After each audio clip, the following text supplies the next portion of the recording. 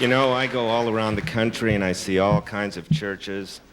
And you know, I don't want to give you false compliments or flattery, but that's the best music I've ever heard.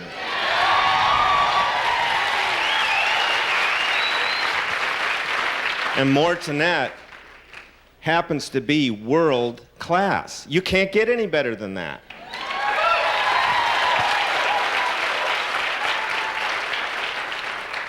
My story began a number of years ago as a much younger man. I still am, of course. I'm 34. And I was a musician at the time. In fact, the whole time I'm sitting down there, I'm thinking, why can't I be playing the piano up here? I did play the piano in a rock band, and it was kind of a hard job. And you have to work late at night. And it was about 4 in the morning, I'm driving home in an old car, had a bad seatbelt, and I didn't have it buckled because I was a man, and we aren't very sensible. And when you end up working in the ER, you find out over time that women are far more sensible than men. No, I'm serious. You know, they say, well, married men live longer. That's true. Psychologist says it's because they feel loved.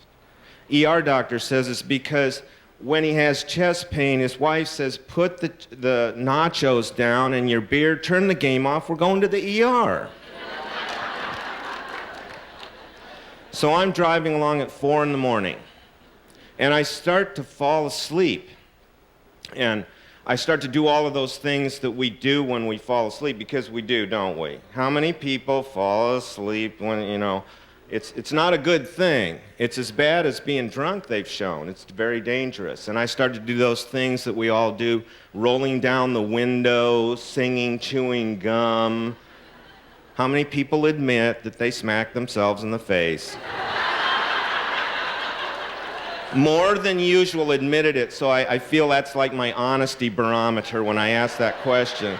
We smack ourselves in the face. Well, it wasn't working, and I started to have some images where I was swinging back and forth on the swing set at my grade school, back and forth, and it was a beautiful spring day under the cottonwood tree, and I felt so relaxed. What's wrong with this picture? This is not good. The next thing I knew, a pair of hands grabbed my face, one on each side, pulled my head up, and a voice exploded in my head, Michael, wake up now.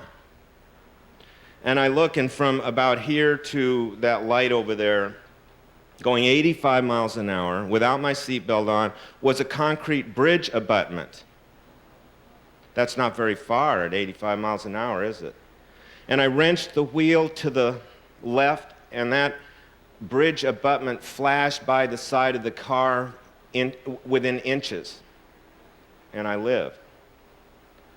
I always wondered later, you know, why didn't they wake me up back? Why are they so dramatic about it? It's to show you something, and I've told this story so many times, and I always see people nodding, yeah, we've had something like this happen.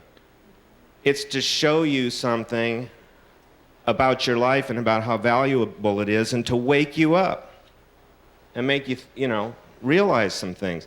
Well, I pulled over to the side of the road. I was exhausted, and I was very shaken, but I was so exhausted I started to fall asleep anyway, into this very troubled state of sleep.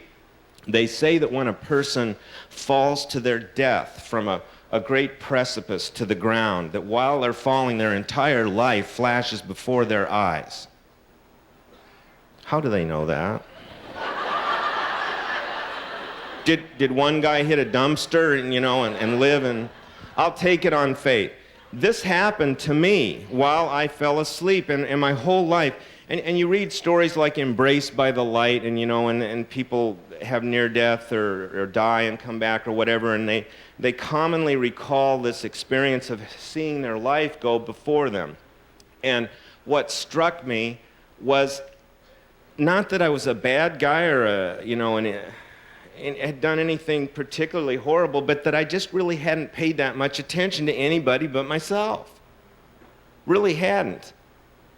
And it just struck me that I hadn't done that much. Because really, in life, I mean, I could write a book, I can talk to you, you can talk. It's what do we do on a day-to-day basis? What do we do? How do we treat the people around us? How do we act? What do we give? And I hadn't done that much. Next thing I know, it's the morning, and I wake up and I go on and I think, well, that was an interesting experience. Transformative to some degree, but being a young guy, I'm going to forget about that as quick as I can. Well, it wasn't over. There's a science of medicine called homeopathy, which is, I used to be an alternative medicine practitioner before. In homeopathy, classic homeopathy, you can give a medicine called a constitutional remedy. This medicine will initiate a series of events in your being, in your aura, whatever you want to call it, so that things are gradually stripped away layer by layer by layer, and it may have months. It may take effect for months. It's one single dose. Well, this was like one of those doses of medicine, because things still were happening to me for like weeks. My entire life was dismantled. Everything was stripped away, piece by piece. And I didn't know what was happening.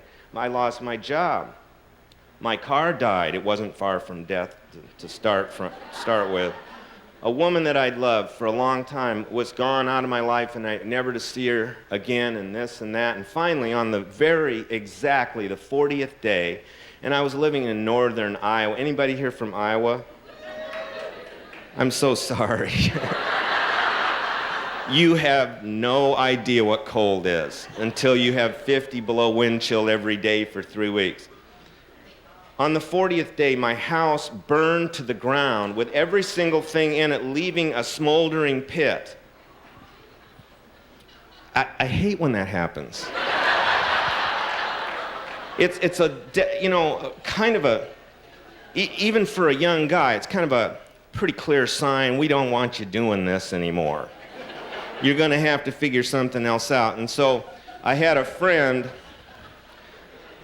don't worry, they reserve this only for the extraordinarily stupid.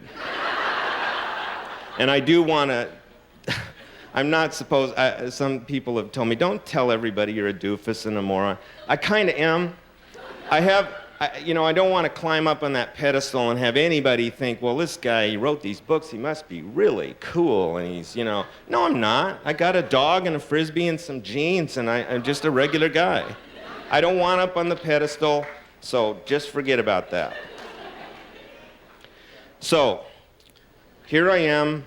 I haven't graduated from college. I've had all these blue-collar jobs. My house is just burned down. I had some really interesting jobs, and I'll tell you about them because I'm proud of the fact that before I was a doctor, I was just a regular guy, and I was a carpenter and a painter and a musician. I love being a musician. A lot of other things. My favorite, by the way, was being a cheese grinder in a pizza factory. You put these blocks of cheese in this thing and take these great big vats of ground cheese over to these people at a conveyor belt, people that have, shall we say, and to use ER terminology, a very unfavorable teeth to tattoo ratio.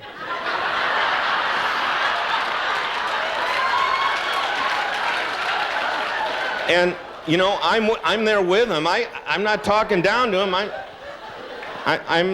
I'm handing them the things. But now everything's burned down. I've got no degree, I know nothing. I've been studying psychology because that sounds kind of good if you don't know about it. It means that you don't have to study. You don't have to know anything about numbers and things that actually make sense. My friend lets me live on the floor of his basement.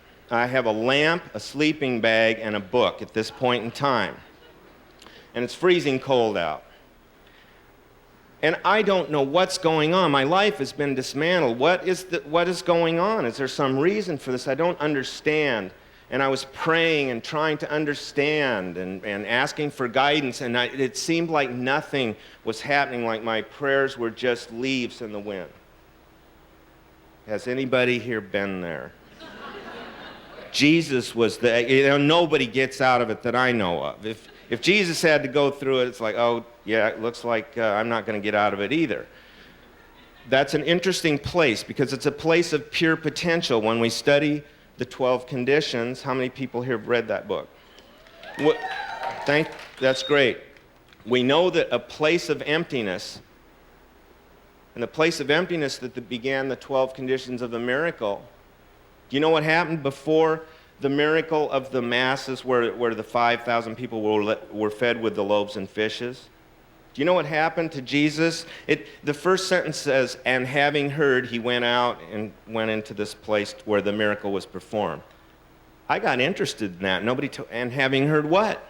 What he heard was that John the Baptist, his only really guy that he could look up to and talk to backstage, equal kind of a guy, and probably complained to him, whined to him a little bit. I don't know just regular guys. It was his friend. Had been beheaded and his head put on a platter to impress someone. So sometimes these periods of when our houses burn to the ground, or we lose a child, or whatever it is that brings that profound emptiness into our lives, can be the starting point of a miracle, because miracle workers, and we all can be them. I'm working on it just like you. I'm not an expert. I'm working on it. It's going to take my whole life. But miracle workers take that emptiness and turn it into abundance. That's what we do. So anyway, I'm lying there on the floor. I wake up in the middle of the night with my sleeping bag and my book and my lamp, and I felt as though someone or something had been talking to me, but I couldn't remember what the substance of that dream was, if it was a dream, but I had that feeling, someone's been talking to me. And about 5 minutes later, I'm lying there in the middle of the darkness. I have this great epiphany. Here I am, a cheese grinder from a pizza factory. I'm going to go back to pre-medical school, get straight A's in all of physics and chemistry, which I've never studied, and go on to become a doctor. Well, that sounds kind of good to a guy on the floor in a sleeping bag. You tell that to your mom? Mom, and she's like, oh, honey, that's nice. Do you want me to do your laundry again? We've talked about it since, and she's like, yeah, I really thought you were out there at that point. The point being that my chances were very tiny, very small, it's very unlikely that I would ever succeed. Well, by a series of coincidences, are there such things? Einstein said it's either all random or it's all a miracle. It can't be like part one and part the other. A series of lucky breaks. Mentors that appeared, wonderful mentors that had the power to help me in many ways. I made it through. It was so unlikely, it's just phenomenal. If you really knew me, it's like, you are a doctor? You gotta be kidding me. Well, I went to work in Kentucky when I got out of medical school. I was, like $200,000 in debt. I'd had to take money out. I didn't even know what I was signing when I signed the things. And I go to work in underserved areas. At one point, when a lot of this stuff started, me and two other doctors who were these wonderful surgeons from Chicago, very brilliant and very dedicated. One was a Baptist. I'll tell you, you want to get a good doctor, get a Baptist doctor. He will never be drunk, and he will do rounds on you twice a day, and it was just wonderful. I'm not kidding. He's really an awesome man. So I'm working there, and the three of us are covering 17,000 people. Now, see, this is another thing. When I first was starting out with my little visuals, I want to be a busy doctor, I said. I want to be busy. I didn't really understand. You have to be very careful. Because it works, doesn't it? And you got to be really, there's some certain little principles you want to be really careful of. And this is what we go over in the workshop together. Because you got to be careful what you're creating. Because we are creators. We are small gods. We are made in the image of God. And we are creators. When we create universes. And those universes, we got to be careful. And it behooves us. It's necessary to know how to do this. Well, so I'm taking care of all these people, and I'm starting to cover the ER at night. And at this point in time, I notice that I'm seeing a lot of people die, maybe 1 or 2 a week, for 10 years. That adds up to, I don't know, 600 people I have pronounced dead. This does things to you. It's serious business. At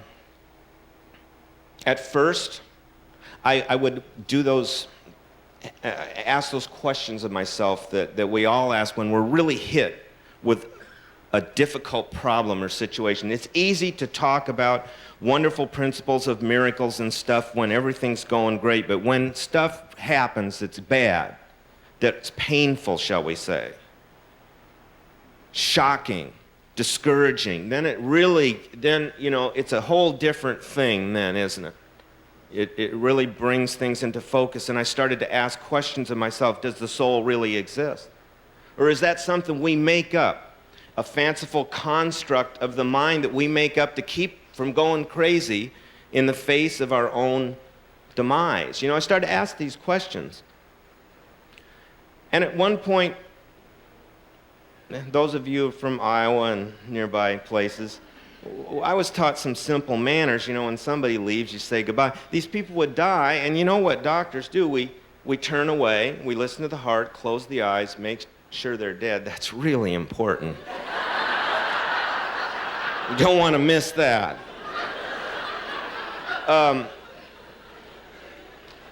And then you turn to the grieving survivors, and that's a good thing, isn't it? That's a thing we should do. But part of me started wondering. It just didn't seem right. They're dead, I turn away. I'm their doctor. Some of these people I knew very well, and they trusted me, and it was very touching. I mean, out in the country, people look at the doctor as almost like God. It's a frightening thought. I mean, and I had to try to live up to that, and there was a lot of initiatory experiences I had to go through. And so I started just doing some simple things, in my mind, very simple, in a way akin to simple meditation or prayer, would say something like, is there anything else I can do for you? Do you understand what's happened to you? Do you know what's happening? I didn't hear anything back or really feel anything was going on, but I persisted because it just seemed like the polite thing to do. And I felt better about it. It made me feel better. After a while, I started to kind of get some impressions back. Now, I have talked to so many doctors and nurses and hospice workers since I've read this, published the book, and other healthcare providers have read it. Just had lunch with one today. An ER doctor says, I'm doing the same thing. This is happening. I don't understand it, but it's happening. I have dual board certified pediatrician / anesthesiologist from the Mayo Clinic call me. This is happening when I'm anesthetizing people. They're out of their bodies. I'm able to actually have simple conversations with them. After a while, these conversations developed and evolved and became an entire book. And I would like to ask you 3 questions at this time so that you understand one of the very essences of my work and my book, including the Evolution Angel and the 12 Conditions, is it's not about me. I don't know anything. I hate to keep mentioning it, but I'm trying to build your confidence about the cheese grinder. You want that on your resume as a the person's in ventricular fibrillation. Split-second decisions must be made, whether it's beryllium or lidocaine, how many milligrams. I was a cheese grinder, you say to them. And it makes them feel so much better. How many, and this one's kind of a rhetorical question, how many people here have had someone very close or very important pass away? Okay.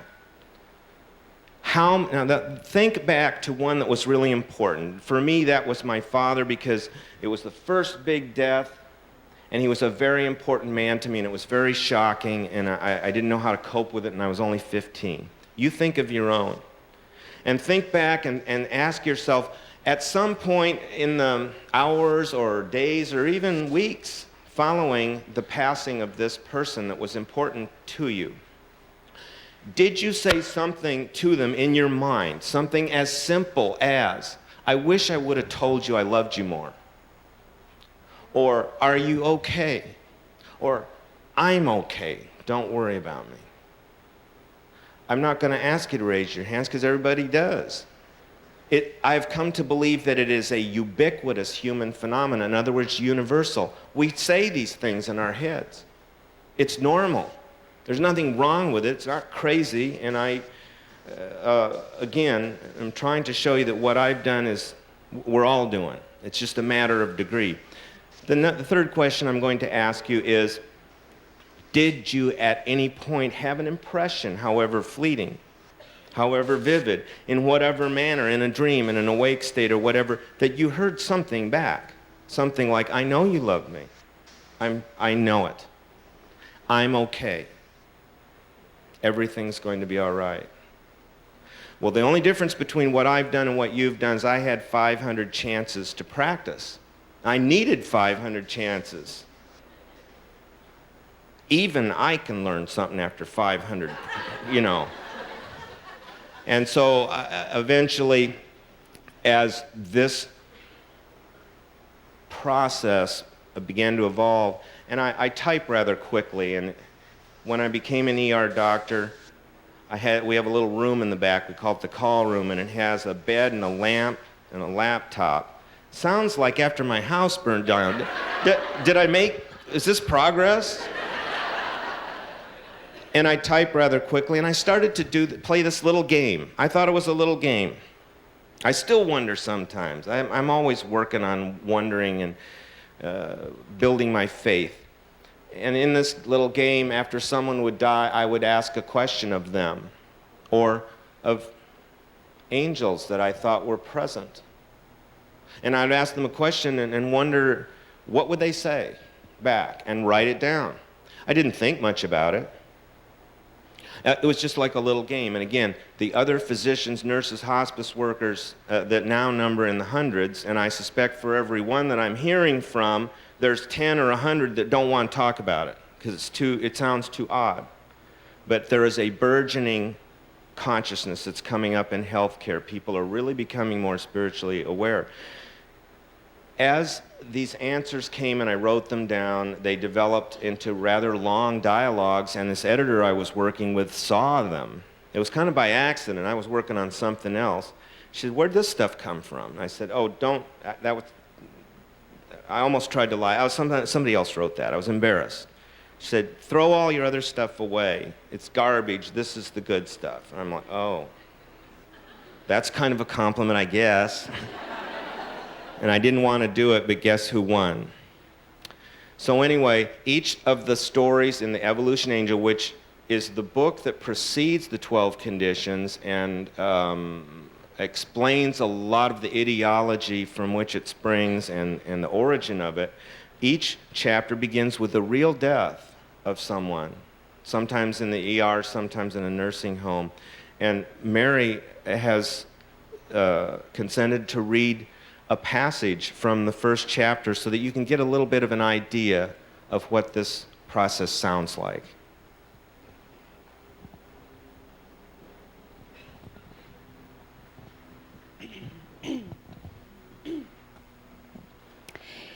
Amy was a beautiful little girl and well loved. At the age of 8, she had suffered an untimely and violent death. We knew something very bad had happened as soon as the first call came in over the scanner. The EMTs told us they were at 11,000 feet on the big mountain at the ski resort nearby, frantically trying to save a little girl that had slammed into a tree at high velocity. She was in full cardiac arrest. Bystanders started CPR immediately after the accident, and the crew was now doing everything they could to keep her alive. I talked to them on the radio as they brought her in, half-heartedly giving them medication orders. The situation seemed hopeless. Her heart had stopped beating nearly an hour ago. Survival at this amount of time was rare. It seemed that my only job would be to pronounce her dead. Then the unexpected happened. By some miracle, the ambulance crew established a rudimentary heartbeat 3 blocks away from the hospital. That changed everything. I called everybody in, stat. 15 professionals were waiting when Amy came through the door. Surgery, anesthesia, respiratory, lab, radiology, and an anxious throng of nurses from the ICU. A frenzy of coordinated activity ensued. Amy's heart was terribly weak and very slow. I placed a pacemaker and injected the usual drugs. For a few minutes, it looked like we might have her around. For a few minutes, it looked like we might bring her around. But I couldn't get a consistent rhythm going, and she continued to deteriorate. 15 minutes later, 2 of the other docs wanted to call it quits, but I shook my head. There was still a very small chance.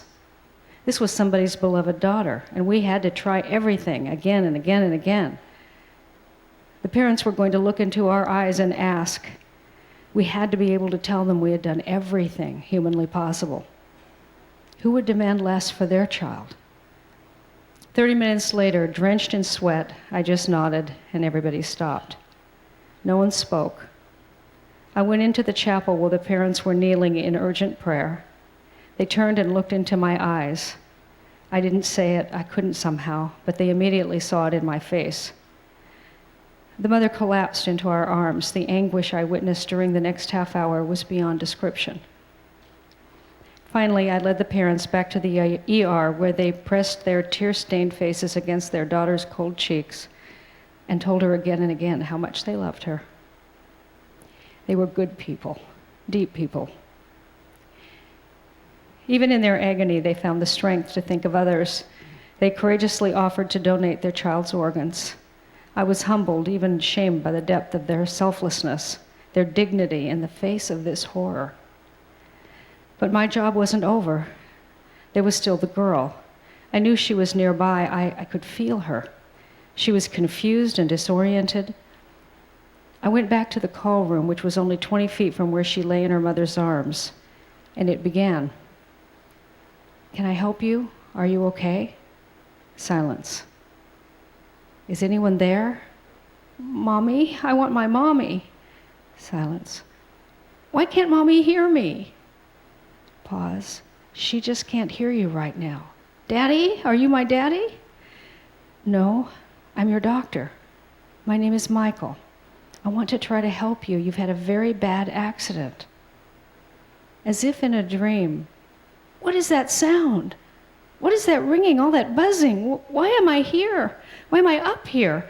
Why can't I come down? I can't hold still. Why is everything moving like that? Crying, I feel funny. Mommy! You are in your spirit now. You have to relax. You have to. Just pretend you're lying back. Don't fight this. Just relax. I promise you, you are going to be okay. Why is it so bright? Am I hurt? I don't feel hurt. I feel so good. Why is Mommy crying? Can you make her stop crying? Mommy, why does she look like that? She just can't hear you right now. She's praying. And she's just sad because your spirit came out of your body. I'll help her. There are a lot of people here to help her. She says she loves you very much. Pause. And then, as if speaking to another, who are you? It's so bright. What is that? What is that shiny thing? New voice. I am your angel mother. Are you my mommy? Pause. Are you my grandma? I am your angel mother. Pause. I know you, don't I? Why can't I? Did I forget you? Pause. I'm so glad to see you. Where have you been? I missed you so much. You're so pretty. So are you. Why are we up here? Why is Mommy looking at us? Is that me? It looks like me. No, you are right here with me. What is that sound? Everything is buzzing. Can I go home? I want to go home. Can Mommy come? Daddy? I'll take you home. Mommy and Daddy will come a little later. Do you want to play?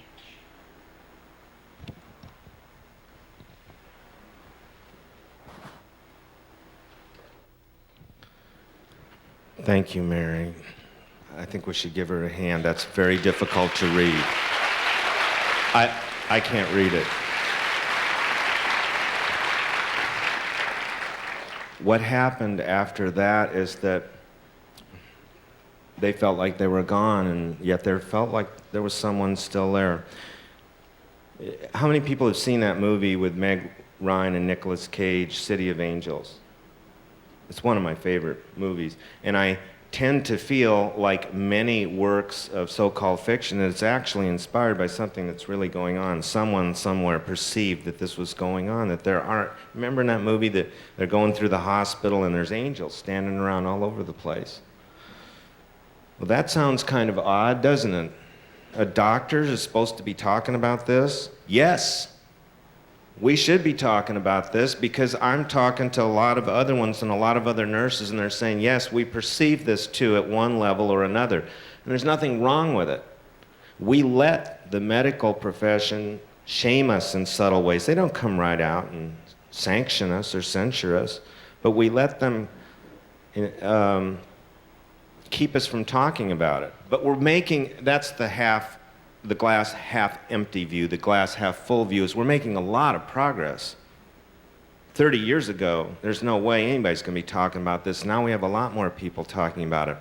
So there was always this one angel present, and I asked him at one point, I said, are you the angel of death? You must be. You're always present at these times. He said, oh, that has such a nasty sound to it.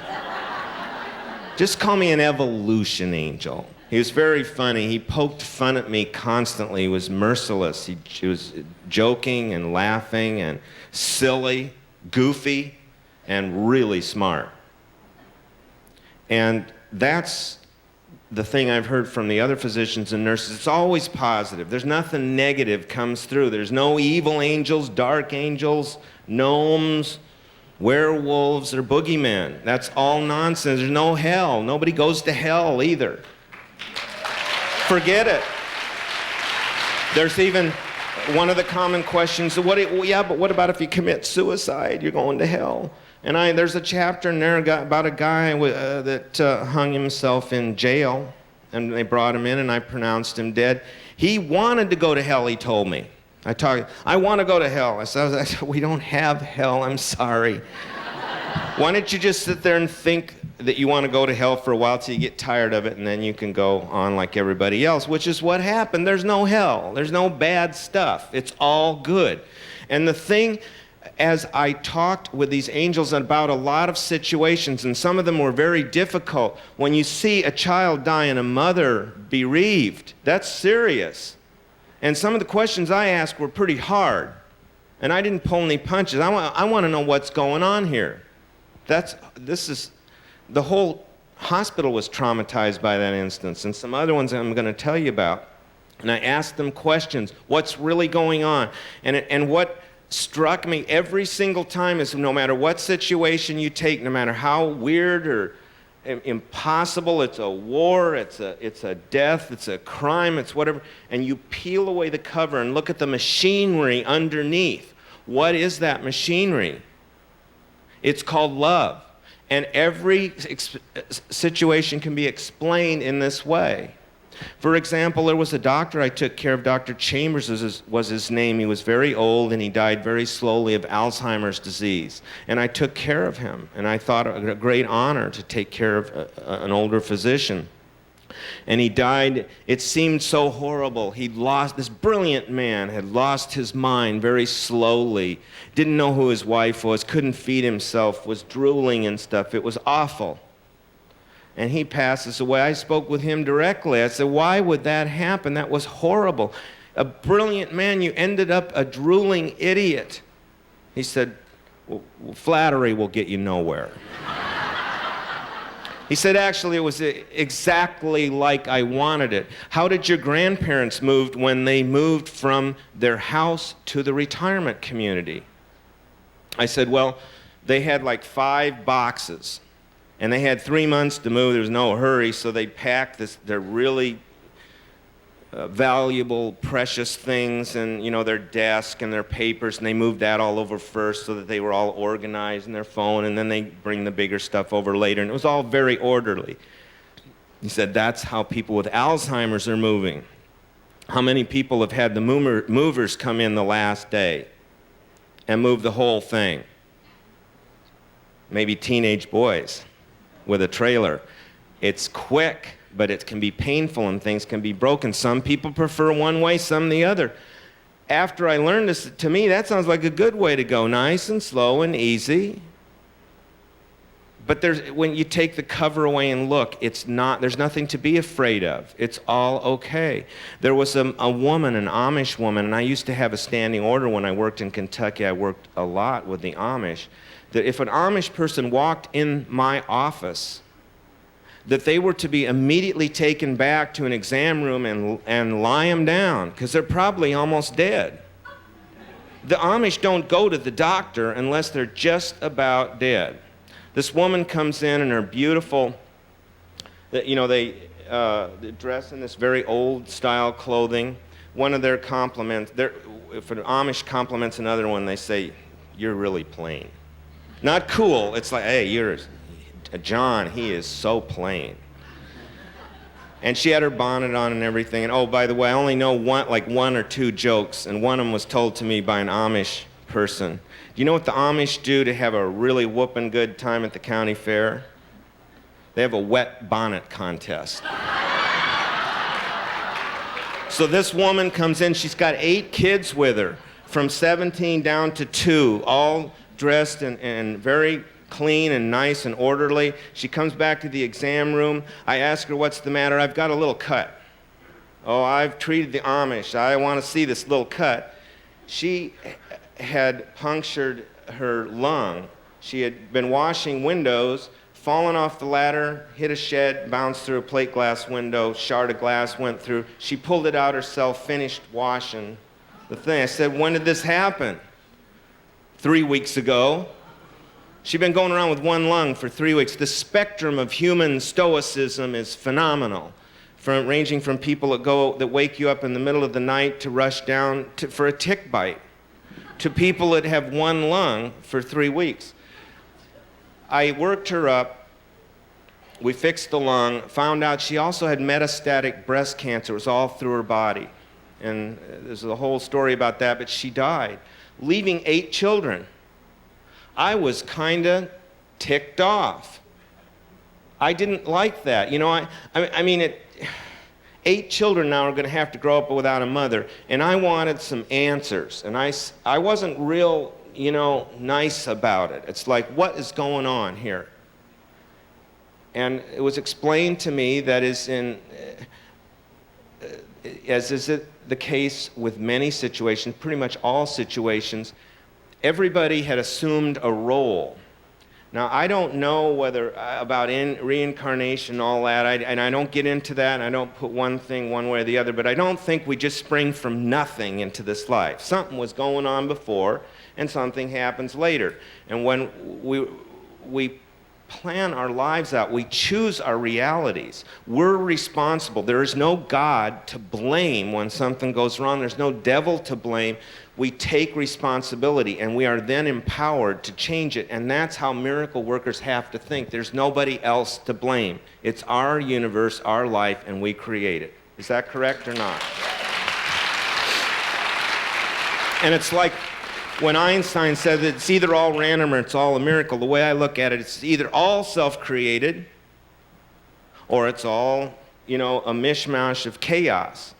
Because I don't see how it can be one thing one time, one the other. And in this situation, they said, wherever they were before, that mom was the little girl.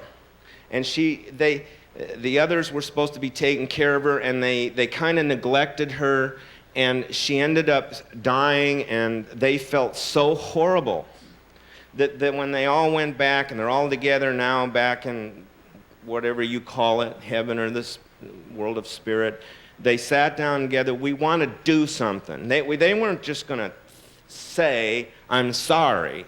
They wanted to make amends. That's what real men, real women do. They make amends. Let's do something. So this time, you're going to be the mom, and we're going to all look up to you. And not only that, you're going to die young, and then is the story over? No, it keeps going. When we're back together again, now will we appreciate you? Yes, and we will feel clean and like we were good.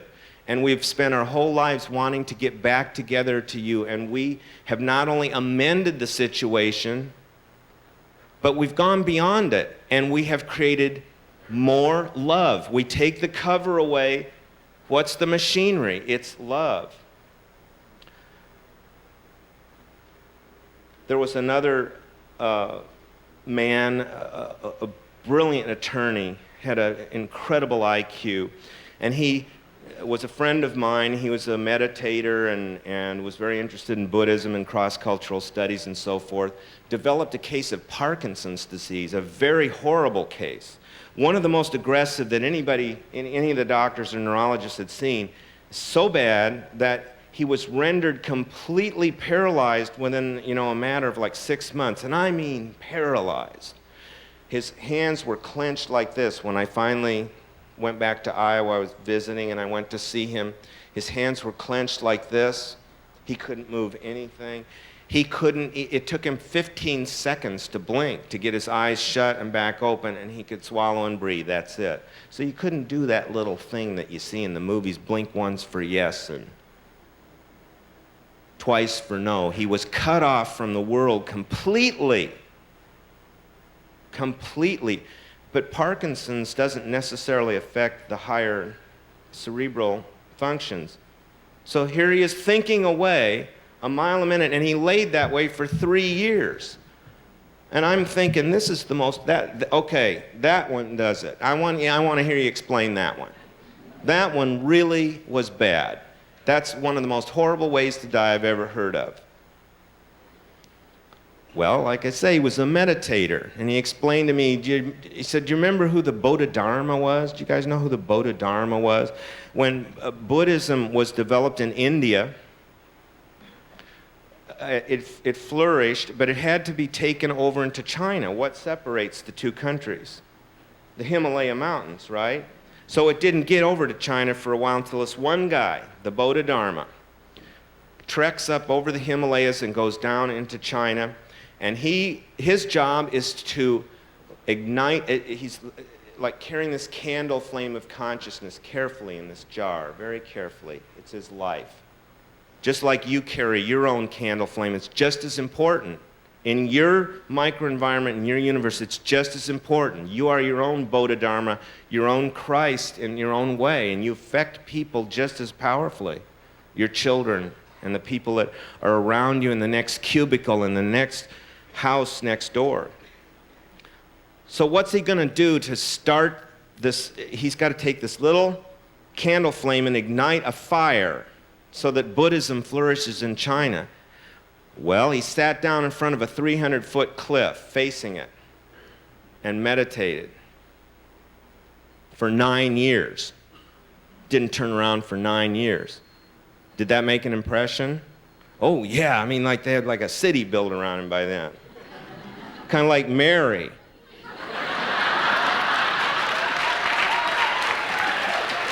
When I drove up here, I was thinking, I want to read like the book about the lineage of masters that created this over centuries. And it's like, oh, Mary's like, oh, no, I did it.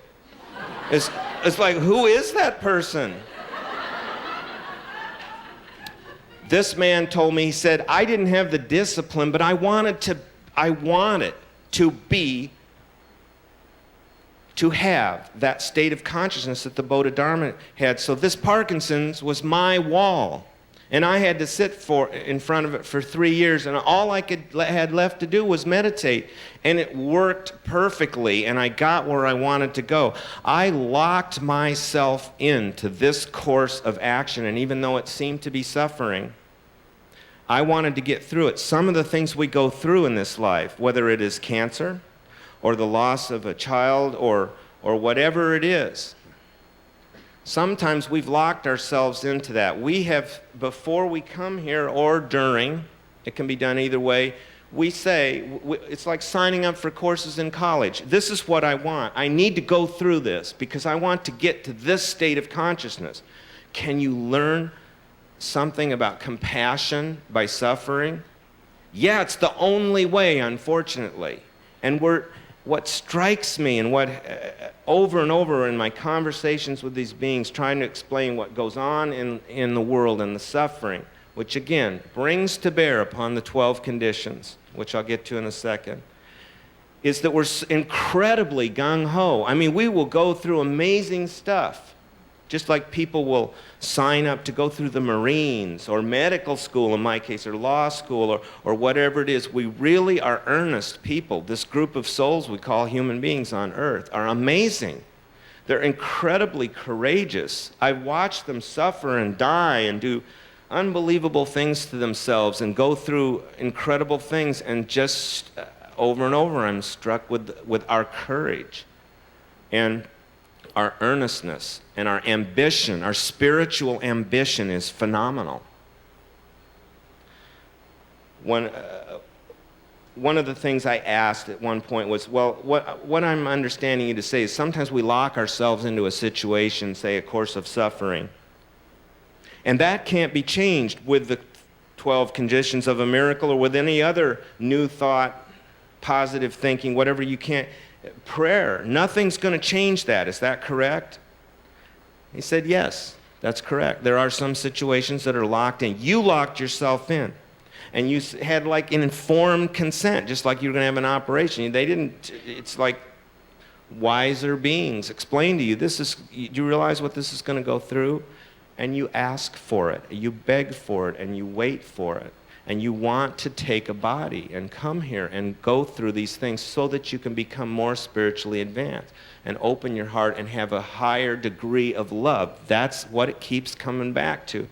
And so I said, well, it ought to be a really important thing to know which situations are locked in and which are not. Right? Like, whoa, that's an important little question. They said, hey, we like the serenity prayer. You guys know that? Grant me the serenity to accept the things I can't change, courage to change the things I can.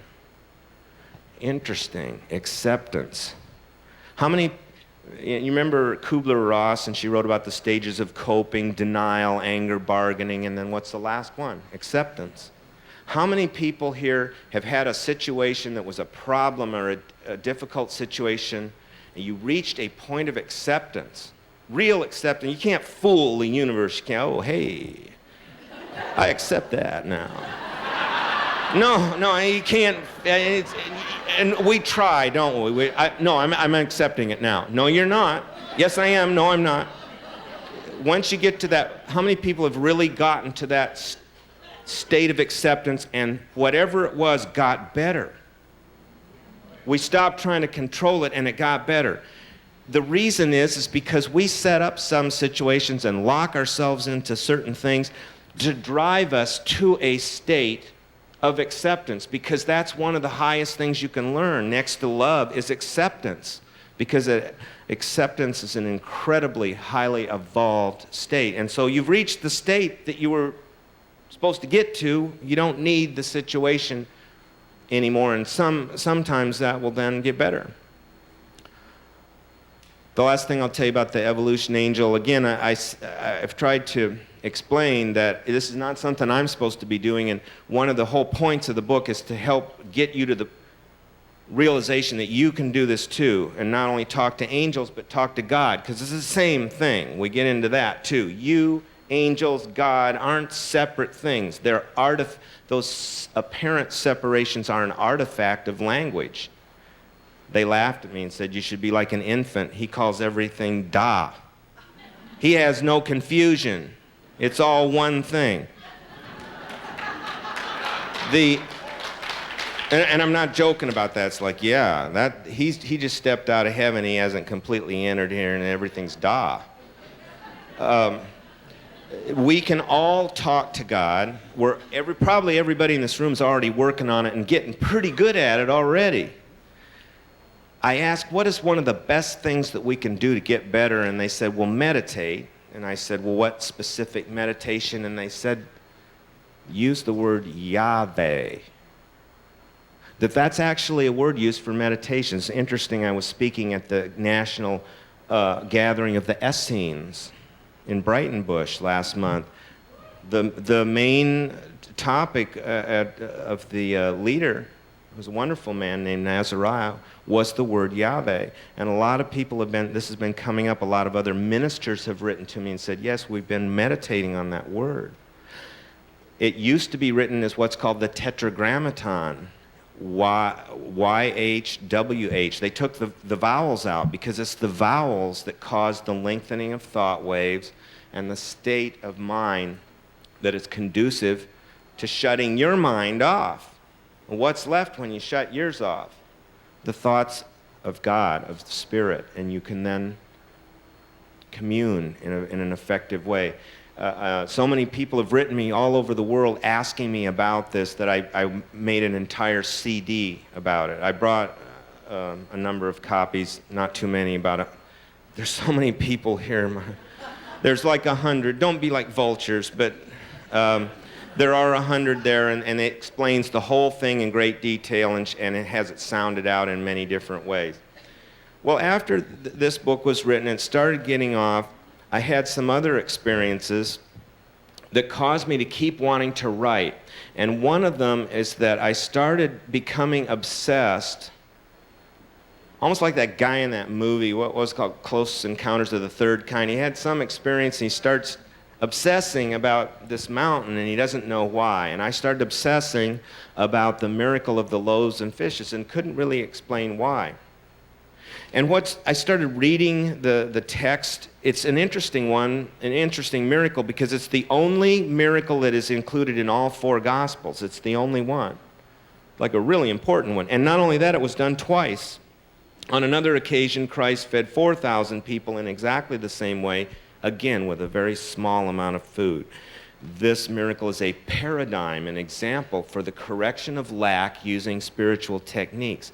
It was as though, to me, all great teachers, they don't just see some hungry people and feed them and then go on. They want to teach them how to feed themselves. They don't just give them a fish, they want to teach them how to fish, right? I mean, all good teachers, that's just basic teaching 101. Why would Christ be any different? So there ought to be instructions. Where are the instructions? He said, and we would do even greater things. And I started looking at the translation. I couldn't figure it out. Until I got myself a Greek to English dictionary. Now I could have gotten, like Murphy's Metaphysical Dictionary of Strange Translations or something. Well, you know what? I got the same one as the Baptists and the Catholics. Strong's Concordance. It has these dictionaries. And I didn't want anything to get fudged. I wanted this to be a scholarly attempt to retranslate the original Greek into English. And when I did, I found out some interesting things. That Greek, which is the language that was chosen by the writers of the Gospels. The writers of the Gospels were great writers, by the way. I know teachers of literature who are atheists that will tell you that the Gospels are beautifully, very tight pieces of literature, beautifully crafted, just really wonderful. If you take even all the content away, they're still great. These were smart people, and they chose a smart language to write in. They could have chosen other, Latin or whatever. They chose Greek. Because Greek is the language, a very old language. It's the language of geniuses like Aristotle and Heraclitus and all these guys. And it evolved over millennia. And one word in Greek can mean a lot. What's the first sentence in the book of John? In the beginning was the Word. Who would dispute that? It's not a matter of dispute. That's what it says. Well, actually, what it says in the beginning was the Logos. If you look up the word Logos, it's really interesting. You can look that up in Eliade's Encyclopedia of Religion and Philosophy, which is in almost every library. It's a standard Encyclopedia of Religion and Philosophy. There are 12 pages of extremely fine print on what Logos means. 12 pages, and it has to do with thought creates action, and that creates reality. Thought creates universes. It builds reality. It's a very deep subject. But and if you look it up in just a Greek to English dictionary, it lists all these things, and way down at the bottom it says, "Anna can mean word." And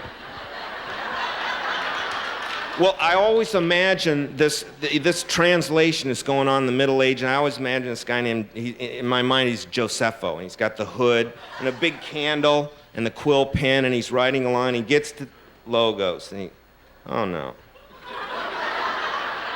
And his supervisor comes around from the Pope or something. He said, "Well, what do I put on that?" And the guy goes, just put word. Don't think about it. Why? What were they selling back then? They were selling the word. It says, it was a way, let's slant the translation toward the way that says you got to come to us for power and away from self-empowerment. It's like saying, in the beginning was our product. Good marketing ploy. Hey, nice translation. So you start unpacking these little words like Logos, and they're like little packages, like seeds of complex genetic information. You unfurl that and unpack it, and you find vast amounts of information. And when I did that, it became apparent to me that the account, which looks like just a description, is actually a description of the technique that was used to perform the miracle. It is the instructions. And the book is an attempt to demonstrate that. I'm making a case. It's my case for the fact that these are the instructions.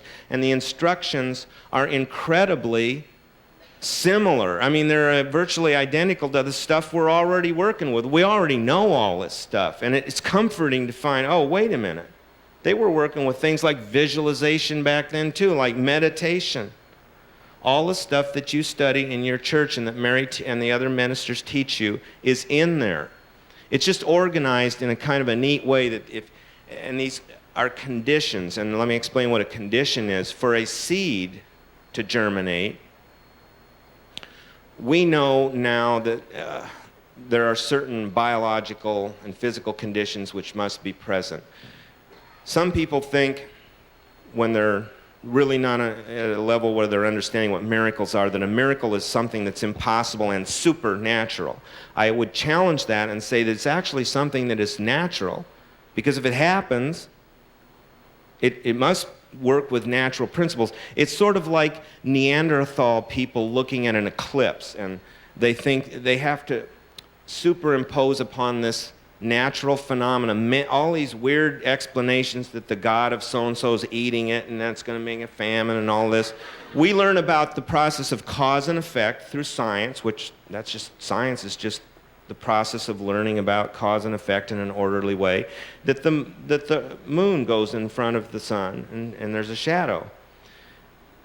Miracles, we're at the cusp of learning the natural processes that lead to miracles. They aren't magic. We can do them. We just have to understand what they are. There's a science to them. Just like a seed has to germinate, it has to have certain conditions: moisture, warmth, light, carbon dioxide, oxygen, trace elements, nitrogen, etc. There's about 12. When those are simultaneously present, that fantastic amount of information that's encoded and entwined and coiled up in that seed gets unfurled, and it becomes a plant. And the plant can become huge in a giant tree like one of these outside, and it can bear fruit and more. It can spring from a woman's mind like Mary and become this because the conditions were present, they were set up. And I believe that whether a miracle worker, and we're all supposed to be, and we all can be, whether a miracle worker is aware of it or not, when the miracle happens, he or she has set up those conditions, either consciously or unconsciously. That's kind of an important point, because some people say to me, 12 conditions? I can't do 12 things at the same time. It reminds me of that vaudeville act, the plate spinner, where the guy gets the plate spinning, and then he gets another one. He gets up over to the fourth one. Now he's got to run back and get that first one. How are we going to get 12 plates spinning? That's too busy, too complicated. The analogy does not hold, because we have things called habits, ways of living. And for example, when this church was built, I'll guarantee if you looked back and studied Mary's life, she was living that stuff just naturally, maybe 8, 9 of them, maybe 2 or 3 of them she was having to work on. Any miracle that you do, you will be able to go through with the aid of this book and analyze step by step, which of these conditions have you not set up? You know all of them. I'll just tell you briefly, how many more minutes do I have? Okay. There's a section where it says that when Jesus was performing this miracle, and all these hungry people were in front of him, and he asked, what food do we have? And a small child brings a gift. And it's passed forward to him, and he takes it, and it says he looks up to heaven. If you look up those words, looks up to heaven, and I won't get into the exact specifics, it has to do with the elevating of vision, of raising one's vision. And that is perhaps the most challenging thing for us as miracle workers. And I've got to tell you, I'm not an expert on it. I'm working on it all the time. It's a bear. Again, when something bad happens, something challenging, it's really difficult, isn't it? To see something better when you are being bombarded at the physical plane with information that tells you that things are otherwise. I'll give you an example. When I was still working in Kentucky, I was called stat down to the ER, and believe it or not, almost nobody ever says stat. That means we're really, really, really not kidding this time. And I go down, and there was this woman lying on the gurney in the emergency room. She was a friend of mine. She was the minister's wife, the Presbyterian minister's wife, a wonderful woman, and a very important person in the community. A lot of people depended on her. And she is obviously dying. And here's what I'm seeing with my physical eyes. I see that she's gray. Her color's gone. She's cyanotic. She doesn't have the pink color that shows oxygen. The oxygen saturation meter says their oxygen is falling into the 70s. Very ominous. I see that she's losing consciousness. I hear that she cannot speak. I see on the heart monitor, or on the EKG, that she's had a massive myocardial infarction. A huge blood clot has blocked one of the arteries going to the muscle of her heart. I look at the heart monitor itself, and the rhythm is beginning to deteriorate, and very perilous arrhythmias are beginning to dance through her normal pattern. She's going to die. I've seen it so many times. And I'm seeing this. And so we do all the usual things. We start IVs and give her dopamine to raise the blood pressure, trying to keep her alive. We have oxygen on. We're getting ready to intubate her. We give an aspirin, a beta blocker, and all of this good stuff. And at the end, we're getting ready to give her TPA, tissue plasminogen activator, what we call a clot-busting drug. You've heard of that, right? And that's going to dissolve this blood clot, and the blood's going to go back into her muscle of her heart, and maybe she's got a chance. One little problem, though, that takes about a half an hour. And she can't live a half an hour. So I'm seeing and hearing in every way, shape, or form with my physical eyes that she will not live. At this point in time, I'm in the process of writing this book, and I'm going, okay, I've done everything I can physically. I've done all the stuff a doctor can do. I can't do anything more. I'm going to have to just stand here. I'm thinking, well, maybe I should try the 12 conditions of a miracle. I haven't bothered to see her better. Well, what can it hurt? Well, the funny thing is it does feel like it can hurt. You're seeing all this stuff, maybe a tragedy of one kind or another, financial, emotional, relationship, whatever it is, it's going to be something, and you're going to say to yourself, well, this one's different. And you have to realize you set it up so you could practice this stuff. Maybe that's part of it.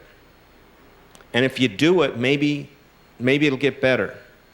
So I just took a minute to see in my mind's eye her sitting up, talking to me and saying, I feel better. It felt weird to do that. So that's not scientific. Doesn't say in the medical book to do that. And I also felt this kind of thing that I've tried to look at internally and discuss with my classes. I felt like maybe I'll fail, and if I fail, then I'll never try again. There's a lot of games the mind plays to get you to not to elevate your vision. Christ saw that everybody was starving and there was no food with his physical eye. He must have seen them fed, because we know that the next thing he did is he passed the bread out. He didn't wait for it to multiply. He passed out just these little loaves and said, here, this'll do it. He must have seen them fed. So I saw this woman, and I saw just for a minute, and I walked around the other side of the gurney to adjust one of her IVs, thinking, well, okay, I tried. She sat up and said, hi, Dr. Michael, how are you doing? Whoa, that scared me. That's not scientific.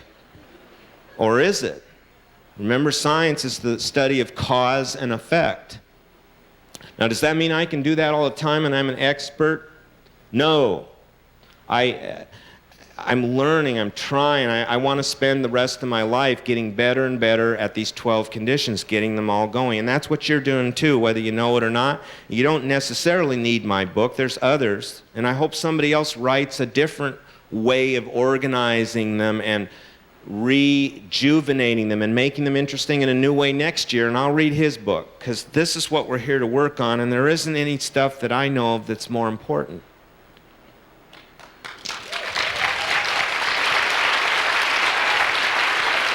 Because we can make our world better.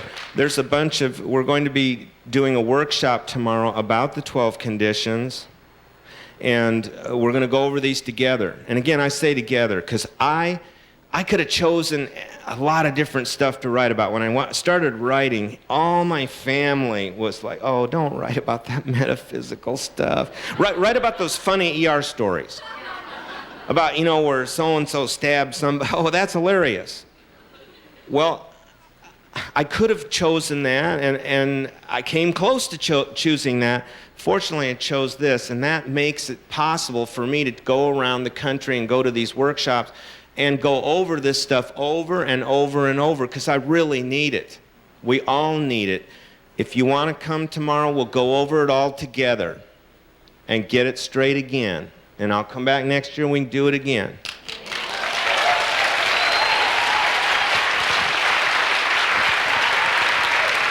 And by all means, I don't know Mary and our other ministers very well, but I can see the results And if you want to know how to do some stuff and you need faith and you need someone to help you elevate your vision and do the other things you need to do to set up those causes and that will produce the correct effects, trust her and ask her, because she apparently is an accomplished miracle worker.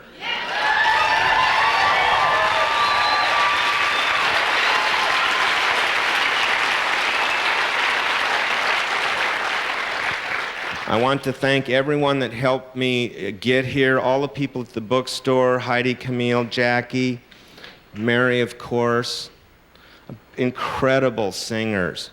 And I wish I was, I was sitting there, can't I play the piano instead of where's the piano guy? Where's the piano guy? You come up and talk and I'll play. Thank you very much for having me. I'll be available to sign books both tonight and tomorrow, and to have the workshop, and I'll be around. And the last thing I'll tell you is, usually where I go, there's a lot of people want to talk to me privately, and I offer what are called personal sessions, and they're scheduling them now. They fill up pretty fast, but we talk for 50 minutes. You can talk to me. Even just talking to me as a doctor for 50 minutes, you're never going to be able to talk to a doctor for 50 minutes straight. And we can go over all kinds of stuff, and I'll tell you what the evolution angel thinks about you. And he might make a little fun of you, he might challenge you, but it's kind of neat. And other than that, I hope I can come back again. This is an awesome, awesome church. Thank you very much.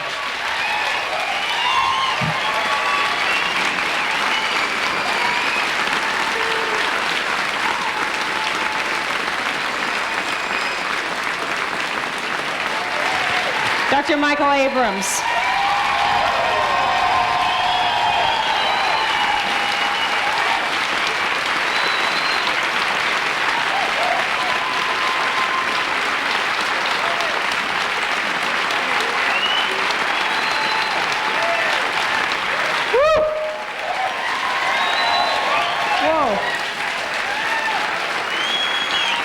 Bring our musicians back up.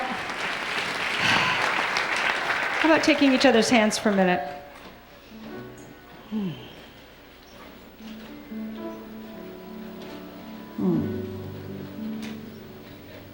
We give thanks tonight for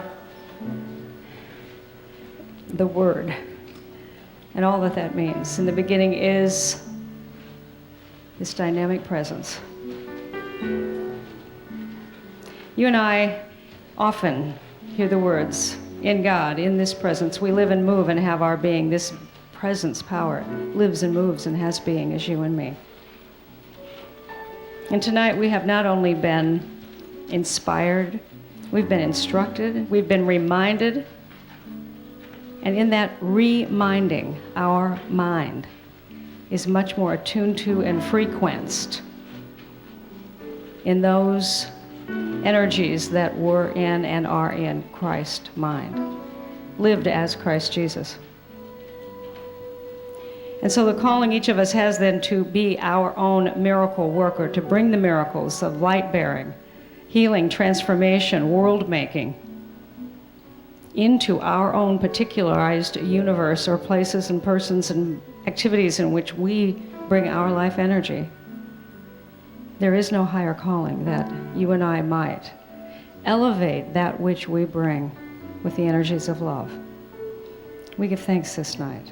It is our intention, which is how we began Wednesday night.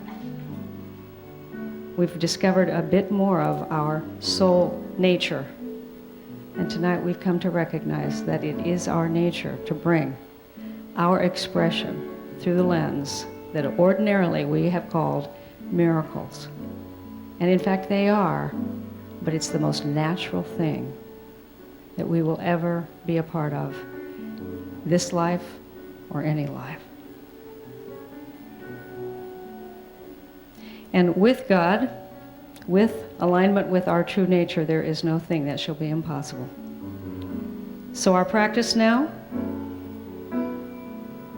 is to let every day be just that, our practice. We give thanks this night for Dr. Michael Abrams, for his willingness to be bold enough to speak the truth. Thank you, God. Thank you, God. Let's say it together. Thank you, God. And so it is. One more time, right?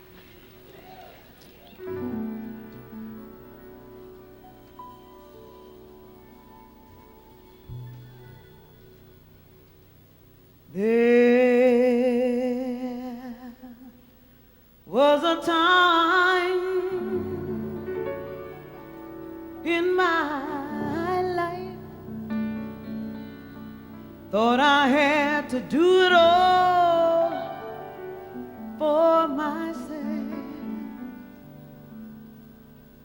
Didn't know the grace of God was sufficient. Didn't know the love of God was at hand, and I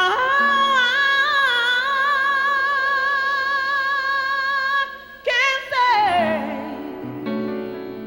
if you are discouraged, struggling just to make it through another day, you gotta let it go. Let it all go. And this is what you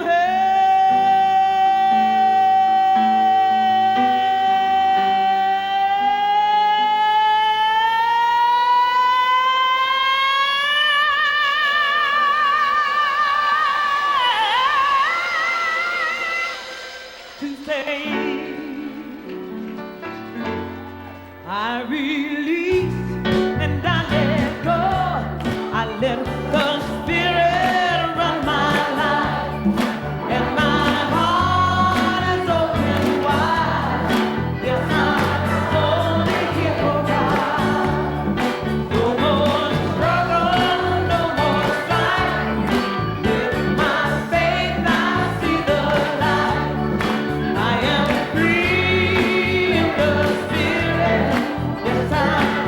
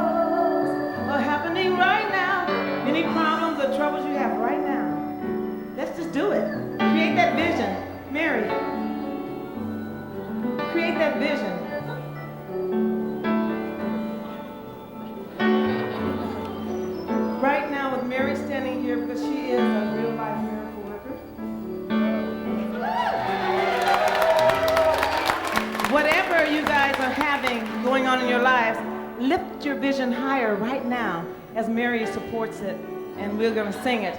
Okay, that's good? Okay. Lift it, lift it, lift it, lift it, lift it up, lift it up. Get the vision in your head. Change it. Lift it higher than what it seems. Create a miracle right now, right here, right now. God is the only reality. Miracles are real. Miracles are real.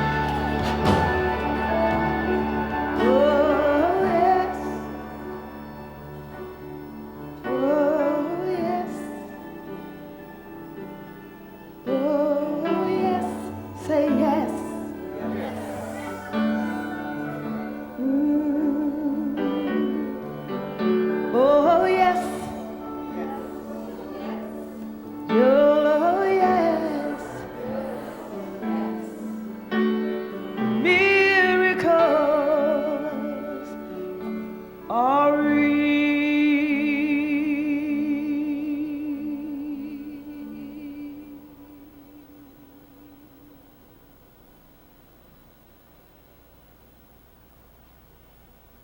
So it is.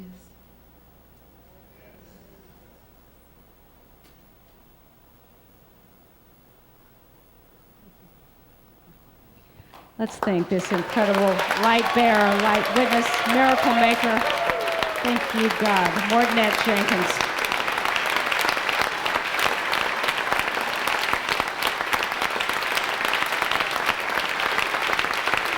She'll be here Sunday morning. Don't miss her.